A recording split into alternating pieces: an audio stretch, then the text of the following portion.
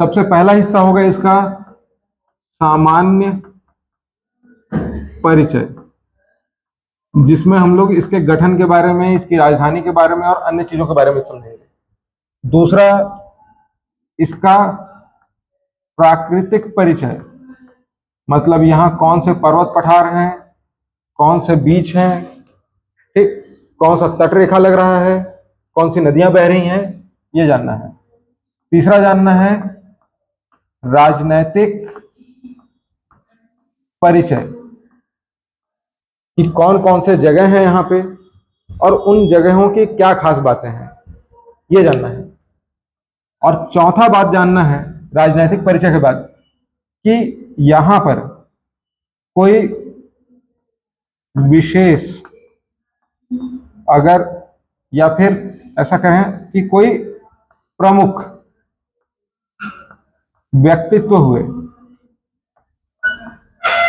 Famous personalities जो है, उनके बारे में जानना है। समझ में आया? तो इस तरीके से हमको किसी भी एक राज्य को पढ़ना होगा। जब ऐसे पढ़ेंगे तो वो राज्य हमसे बहुत बढ़िया से बनेगा। इसके बाद भारत का जब हम लोग भूगोल इंटर करेंगे पढ़ना, तो आपसे हर एक चीजें बड़े आराम से और बहुत अच्छे से बनेंगी। समझ में आया कि कोई दिक्कत है?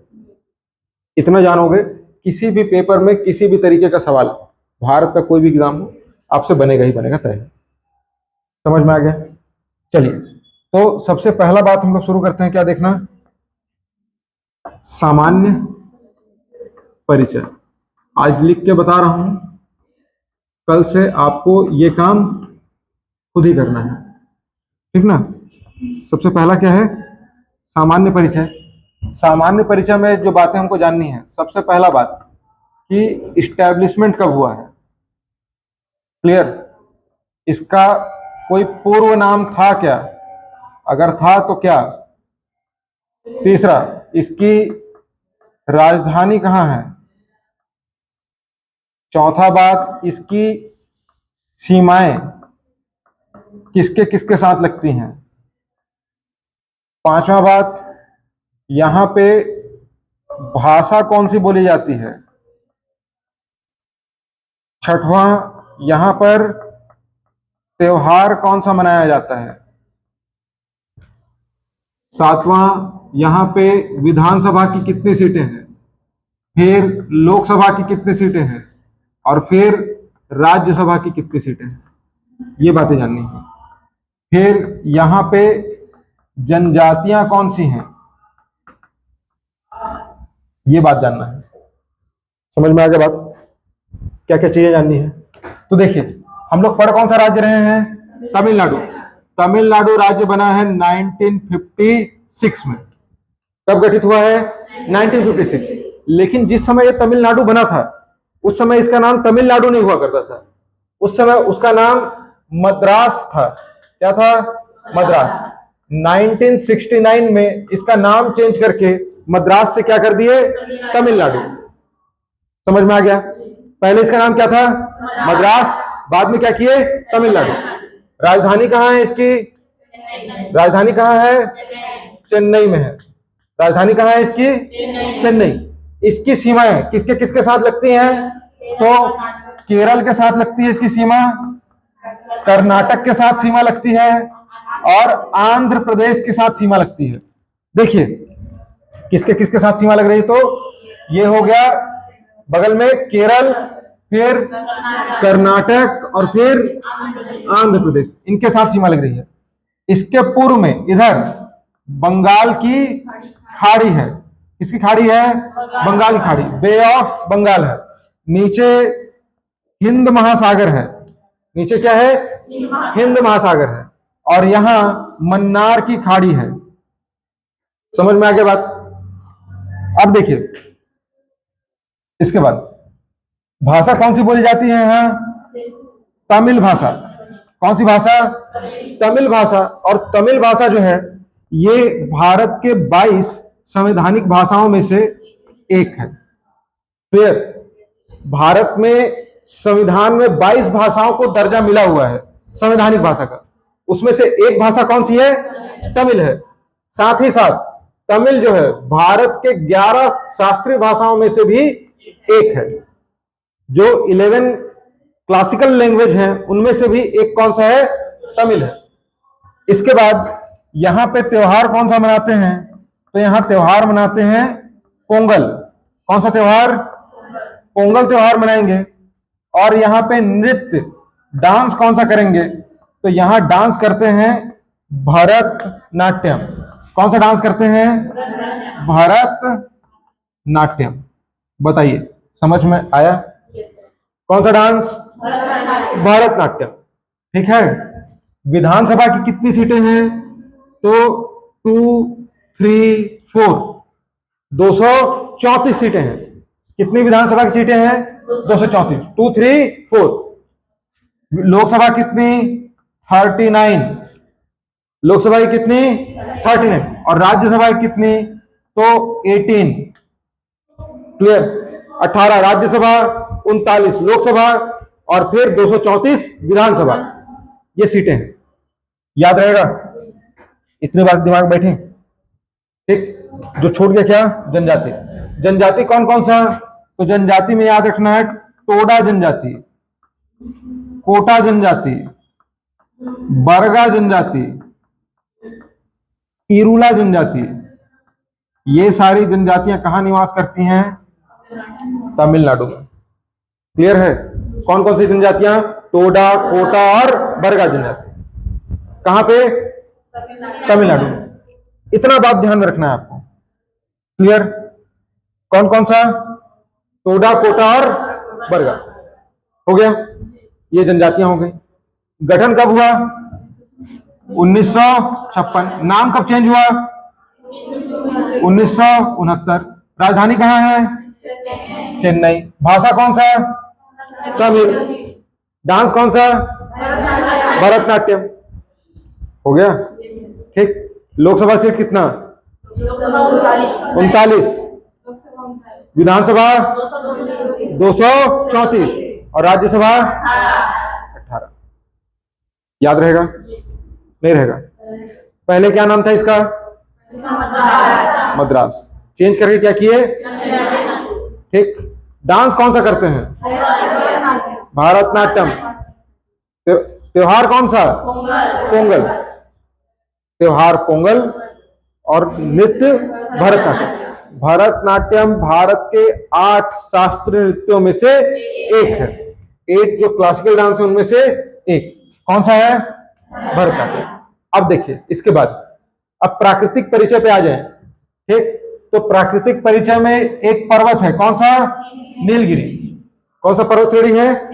नीलगिरी है। ऊपर में जवादी है और नीचे में शेवराय है। नीलगिरी, जवादी, शेवराय। अन्य पर्वत श्रेणियां भी हैं। पंचमलई है, सिरुमलई है। लेकिन अभी इतना ध्यान में रखिए रहेगा। जवादी, नीलगिरी, शेवराय। नीलगिरी में इसकी ऊंची चोटी, इसका नाम क्या है? दोदा बेटा। क्या नाम है? दोदा बेटा। नीलगिरी की ऊंची चोटी का नाम क्या है? दोदा बेटा। दोदा बेटा की हाइट कितनी है? इसकी हाइट है 2637 मीटर। कितनी है? 2637। क्लियर? 2637 मीटर। ये ऊंचाई है किसकी? दोदा बेटा की। याद रहेगा? 2637 याद रहेगा। इसके बाद अगर देखें तो यहां एक हिल स्टेशन भी है। ठीक। नीलगिरी में हिल स्टेशन है। हिल स्टेशन का नाम क्या है? इसका नाम है ऊटी। क्या नाम है? ऊटी। हिल स्टेशन का नाम क्या है? ऊटी। और इधर देखिए ये पालनी की पहाड़ी दिख रही है ना? पालनी की पहाड़ी में भी हिल स्टेशन है। इसका नाम क्या है? इसका नाम है कोड़ई कनाल। ठीक। क्या है?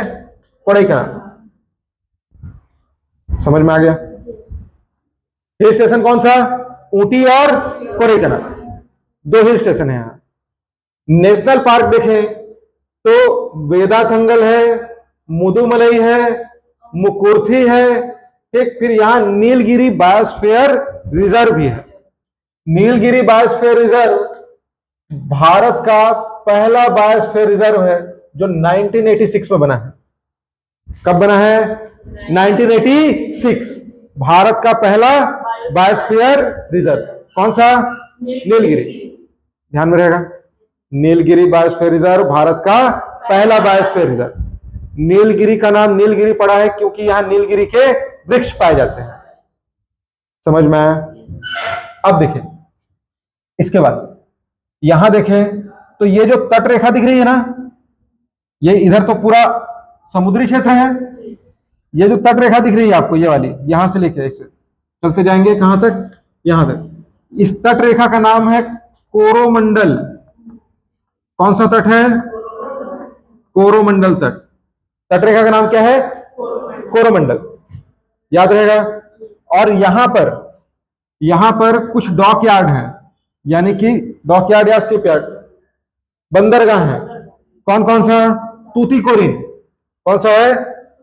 तूतीकोरिन, चेन्नई और एन्नोर। तूतीकोरिन, चेन्नई, एन्नोर, ये तीनों बंदरगाह हैं। भारत के 13 बड़े बंदरगाहों में से 3 बंदरगाह कहां है? तमिलनाडु में। कौन कौन सा? तूतीकोरिन, चेन्नई, एन्नोर। याद रहेगा। इसके बाद यहां पर देखें तो यहां पर बहने वाली नदियों में एक नदी है कावेरी, फिर वैगई, और एक नदी बहती है पलार। कावेरी, वैगई और पलार, ये नदियां बहती हैं यहां, जिसमें कावेरी नदी पर एक डैम बना हुआ है। डैम का नाम क्या है? मैट्टूर डैम। कौन सा डैम है? मैट्टूर डैम। याद रहेगा। कावेरी नदी पे तमिलनाडु में कौन सा डैम है? मैट्टूर डैम है। कौन सा डैम है? मैट्टूर डैम है। याद रहेगा। हिल स्टेशन याद रहेगा। कौन सा हिल स्टेशन है? ऊटी और कोडाईकनाल। जाओगे ना घूमने? नहीं जाओगे? नहीं जाना चाहते हैं? घूमने का मन नहीं करता है? करता है? तो जानोगे तब तो जाओगे। कहां कहां जाना है? आज जान गए कहां जाना है? ऊटी और कोडाईकनाल। समझ में? हाँ, तो जानोगे तब तो जाओगे ना, नहीं जानो कहां से जाओगे? इसके बाद देखिए, यहां पर 2 जो है परमाणु बिजली घर हैं। 2 क्या है? परमाणु बिजली घर। कौन कौन सा? कुडनकुलम और कलपक्कम। कुडनकुलम और कलपक्कम। कलपक्कम बना है 1983 में, कुडनकुलम बना है 2002 में। कब बना है? 2002 में। कौन सा? कुडनकुलम। और कलपक्कम 1983। याद रहेगा। 1983 कलपक्कम, 2002 कुडनकुलम। याद रहेगा। इसके बाद यहीं से ये जो छोर है इसको बोलते हैं धनुष कोंडी। क्या बोलते हैं? धनुष कोंडी। ठीक। राम सेतु की शुरुआत होती है यहां से। समझ में आया? तो इसको भी ध्यान में रखिएगा। रहेगा। यहां एक केंद्र शासित प्रदेश स्थित है जिसका नाम क्या है? पांडिचेरी। कौन सा है? पांडिचेरी। 1954 में यह भारत को मिला है। कब मिला है? 1954। उससे पहले फ्रांस का कब्जा था इस पे। समझ में आ गया? कौन सा जगह? पांडिचेरी। क्लियर। इसके अलावा अगर और देखें तो क्या है यहां पे प्राकृतिक चीजों में, और क्या छूट गया? हाँ, सबसे दक्षिणी बिंदु याद रखिए, ये दिख रहा है ना, भारत के मुख्य भूमि का सबसे दक्षिणी बिंदु। ठीक। मुख्य भूमि का सबसे दक्षिणी बिंदु कौन सा है? तो इसका नाम है केप कमोरिन। कौन सा जगह है? केप कमोरिन। भारत के मुख्य भूमि का सबसे दक्षिणी बिंदु। ठीक ना। मेनलैंड का बोलेगा तो। और वैसे पूछा कि भारत का सबसे दक्षिणी बिंदु कौन सा है, तो इंदिरा पॉइंट है, जो कि ग्रेट निकोबार में है, अंडमान निकोबार द्वीप समूह में है ना। इसके बाद यहां धार्मिक स्थल देखिए, ये रामेश्वरम दिख रहा है, धार्मिक स्थल है। चिदंबरम धार्मिक स्थल है। ठीक। कांचीपुरम धार्मिक स्थल है। तंजौर धार्मिक स्थल है। मदुरै एक धार्मिक स्थल है।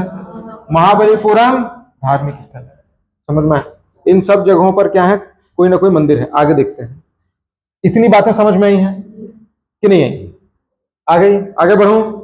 सर हिल स्टेशन ये ऊंची और ये ऊपर वाले हैं ना? हाँ, कोडाईकनाल। और वो दोदा बेटा ऊंची चोटी। हिल स्टेशन जहां आप घूमने जाते हैं, डेस्टिनेशन के लिए जाते हैं, ठीक ना? अभी जैसे जाओगे यहाँ मैन पार्ट घूमने, मैन पार्ट क्या है? हिल स्टेशन है, ऊंची चोटी नहीं है। ऊंची चोटी कौन सा है? छत्तीसगढ़ की, छत्तीसगढ़ की ऊंची चोटी, ठीक, गौरलाटा है ना, सामरी कुसमी पार्ट है ना, सामरी पार्ट में। समझ में आया? तो ऊंची चोटी कहने का मतलब है सबसे ऊंचा स्थान, और हिल स्टेशन ऊंचे स्थान में घूमने लायक जगह, ठीक है? कर्नाटक में, ठीक है? आगे बढ़े। अब देखिए, अब आ जाओ किस पे? इसके राजनीतिक परिचय पे। तो राजनीतिक परिचय पे देखिए, यहां से एक सड़क जा रही है, ये दिख रहा है, ठीक, तमिलनाडु से Karnataka, national highway number 7, national highway number 7, यही आगे जाकर के नेशनल हाईवे नंबर 44 बना ली गई। और नेशनल हाईवे नंबर 44 भारत की सबसे लंबी सड़क है। भारत की सबसे लंबी सड़क कौन सी है? नेशनल हाईवे नंबर 7 या नेशनल हाईवे नंबर 44। इसके अलावा एक सड़क आ रही है नेशनल हाईवे नंबर 4, और एक जा रहा है यहां से नेशनल हाईवे नंबर 5। कर्नाटक से, बेंगलोर से आ रहा है कौन सा? National highway number 4। ये भारत में चल रही एक बहुउद्देशीय परियोजना थी जिसका नाम है स्वर्णिम चतुर्भुज, एक गोल्डन क्वाड्रिलेटरल। ये भारत के 4 बड़े महानगरों को जोड़ने की परियोजना थी। कौन कौन से 4 बड़े महानगर? तो कलकत्ता, दिल्ली, मुंबई और चेन्नई। ऐसे 4 बड़े महानगरों को जोड़ने की परियोजना कौन सी है? स्वर्णिम चतुर्भुज। नेशनल हाईवे नंबर 4 और 5 स्वर्णिम चतुर्भुज का ही हिस्सा है। मुंबई से चेन्नई जो आ रहा है, ये कौन सा है? National highway number 4। जो यहां जाएगा वो 5, ठीक। और कोलकाता से दिल्ली जा रहा है 2, और दिल्ली से मुंबई आ रहा है 3। समझ में आया कि नहीं? 2, 3, 4 और 5। अगर यहां दिल्ली से आगे बढ़ा दे इसी सड़क को अमृतसर तक, तो ये हो जाएगा नेशनल हाईवे नंबर 1। क्लियर? अब देखिए, पहले ये नेशनल हाईवे नंबर 1 पाकिस्तान तक जाती थी, लाहौर। अब जो है अमृतसर तक। इतनी बातें ध्यान में रहेंगी, सड़क याद रहेगा। अब देखिए, इसमें एक जगह कौन सा है? एन्नोर। एन्नोर की क्या खास बात है? तो एन्नोर भारत के 13 बड़े बंदरगाहों में से एक है। क्लियर? उसके जस्ट नीचे आएंगे तो जगह है चेन्नई है। चेन्नई की क्या खास बात है? तो चेन्नई जो है ये राजधानी है, भारत का पहला नगर निगम है, भारत का पहला नगर निगम, ठीक, याद रहेगा। भारत का पहला नगर निगम कौन सा है? चेन्नई है। चेन्नई में और ध्यान में रखना है, मीनामक्कम एयरपोर्ट है। कौन सा है? मीनामक्कम एयरपोर्ट, ठीक। क्या है? मीनामक्कम एयरपोर्ट है। क्लियर? और क्या है यहां? तो यहां चेपॉक स्टेडियम है, ठीक ना, चेन्नई का होम ग्राउंड चेपॉक। समझ में आया? कहां है? चेन्नई में, याद रहेगा, ठीक। कन्नामारा लाइब्रेरी है। क्या है? कन्नामारा लाइब्रेरी कहां है? चेन्नई में, ठीक। कन्नामारा या कोनेमारा लाइब्रेरी कहां है बोलेगा तो चेन्नई में। ये भी एक पांडुलिपि लाइब्रेरी है। क्लियर? कौन सा? कन्नामारा, याद रहेगा। कौन सा लाइब्रेरी? कन्नामारा लाइब्रेरी, ठीक। कहां है? चेन्नई में, ठीक। नीचे आइए, जगह कौन सा है? महाबलीपुरम। महाबलीपुरम में बना है रथ मंदिर। क्या बना है? रथ मंदिर। किसने बनवाया है? तो पल्लव वंशी शासक। पल्लव वंशी शासक, नाम क्या है इनका? इनका नाम है नरसिंह, नरसिंह वर्मन द्वितीय। नरसिंह वर्मन द्वितीय ने बनवाया है मंदिर। कौन सा? रथ मंदिर। इसी को सप्त पैगोड़ा मंदिर भी कहते हैं। कौन सा मंदिर कहते हैं इसको? सप्त पैगोड़ा मंदिर। याद रहेगा। रथ मंदिर, इसी का दूसरा नाम सतपैगोड़ा मंदिर किसने बनवाया? पल्लव वंशी शासकों ने। ठीक, कौन है पल्लव वंशी शासक किसने बनवाया? नरसिंह वर्मन द्वितीय ने बनवाया। ठीक, महाबलीपुरम का दूसरा नाम मामल्लपुरम भी है। क्या है? मामल्लपुरम। तो इस नाम को भी ध्यान में रखिएगा। इसके बाद जस्ट नीचे है कांचीपुरम। कांचीपुरम पल्लव वंशी राजाओं की राजधानी थी। किसकी राजधानी? पल्लव वंशी राजाओं की राजधानी। कहां? कांचीपुरम। कांचीपुरम की साड़ियां बहुत फेमस है, कांजीवरम साड़ियां। समझ में आया? कहां? कांचीपुरम, ध्यान में रहेगा। बगल में इधर देखो, तंजौर दिख रहा है? तंजौर, यहां तंजौर दिखा? तंजौर चोल राजाओं की राजधानी है। किसकी है? चोल राजाओं की राजधानी। यहां पर एक मंदिर है, इस मंदिर का नाम है बृहदेश्वर मंदिर। बहुत फेमस मंदिर बृहदेश्वर मंदिर, अपने आप में अलग तरीके का नायाब मंदिर है बृहदेश्वर मंदिर। समझ में आया? 11वीं शताब्दी में बना है, राजराज प्रथम ने बनवाया है। किसने बनवाया है? राजराज प्रथम ने। क्लियर? अपने आप में बहुत नायाब है। क्यों? क्योंकि इसके शिखर पे, मंदिर का जो शिखर होता है सबसे ऊपर, ऊपरी भाग, यहां पर 80 टन का पत्थर रखा हुआ है, भारी। समझ में आया? कितने टन का? 80 टन का पत्थर। उस समय पे सोचिए, 11वीं शताब्दी में, जब ना तो क्रेन हुआ करता था, ना जेसीबी हुआ करता था, और ना ही ऐसी कोई चीजें थी, तब 80 टन का पत्थर इतना ऊपर पहुंचाया कैसे? है ना? तो अलग अलग तरीके की मान्यताएं हैं, और अलग अलग तरीके की खोज के अनुसार पता चला है कि रैंप बनवाए थे, 5 किलोमीटर लंबा रोड बनवाए थे, उस ऊंचाई का, धीरे धीरे ऊंचाई को बढ़ाते हुए यहां से, और इससे हाथियों के द्वारा कहां लेकर के गए हैं? मंदिर के ऊपर पहुंचाए हैं। समझ में आया? और इतना वजन भी आज भी इसकी जो दीवारें हैं वो सह रही हैं, इसके पिलर जो है सह रहे हैं इस वजन को। कितने भूकंप आए, क्या हुआ, कुछ नहीं। समझ में आया? कौन सा मंदिर? बृहदेश्वर मंदिर। क्लियर? कहां है? तंजौर में। किसने बनवाया? राजराज प्रथम ने। इसके नीचे आइए, ठीक, चिदंबरम दिख रहा है, नटराज की मूर्ति मिली है। नटराज भगवान शिव का नृत्य रत जो रूप है, ठीक, इसे क्या बोलते हैं? नटराज। नटराज की मूर्ति कहां? चिदंबरम। इसके बाद नीचे रामेश्वरम। रामेश्वरम भारत के 12 ज्योतिर्लिंगों में से एक है। क्लियर? भारत के 12 ज्योतिर्लिंगों में से एक। कौन सा? रामेश्वरम। बगल में मदुरई दिख रहा है, बहुत फेमस है।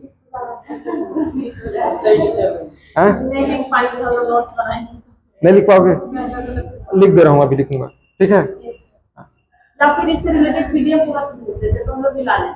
ठीक है, पीडीएफ भेज दूंगा, इसका पीडीएफ भेज दूंगा आप लोगों को। पीडीएफ से आप लोग नोट कर लीजिएगा। अभी केवल फोकस करके चीजों को सुनिए और याद करिए, ठीक ना? पीडीएफ भेज दूंगा मैं आपको ग्रुप में। ठीक, बता रहा हूं कौन सा जगह? मदुरई। ये पल्लव वंशी, ये चोल वंशी, और ये पांड्य। पल्लव, चोल, पांड्य। पांड्य राजाओं की राजधानी थी मदुरई। मदुरई में बना है मीनाक्षी मंदिर। कौन सा मंदिर? मीनाक्षी मंदिर। द्रविड़ शैली का सबसे बेस्ट एग्जांपल है। कौन सा मंदिर? मीनाक्षी मंदिर। ठीक, मीनाक्षी मंदिर याद रहेगा। लक्ष्मी माता का मंदिर है, कुलशेखर पांडे ने बनवाया है। किसने बनवाया है? कुलशेखर पांडे। कौन सा मंदिर? नहीं बोल रहे हो तो क्या लग रहा है कि याद हो जाएगा ये चीज? दाल भात है, आपके दाई दादा लोग का नाम है? नहीं, अब कैसे याद होगा जब तक नहीं बोलोगे तो? ठीक, कौन सा जगह? मदुरई। मदुरई में कौन सा मंदिर? मीनाक्षी मंदिर। कुडनकुलम परमाणु बिजली घर, ठीक, कलपक्कम परमाणु बिजली घर। कन्याकुमारी अंतिम बिंदु, समझ में आया? कन्याकुमारी से लेकर श्रीनगर तक ये सड़क गया हुआ है, नेशनल हाईवे नंबर 7।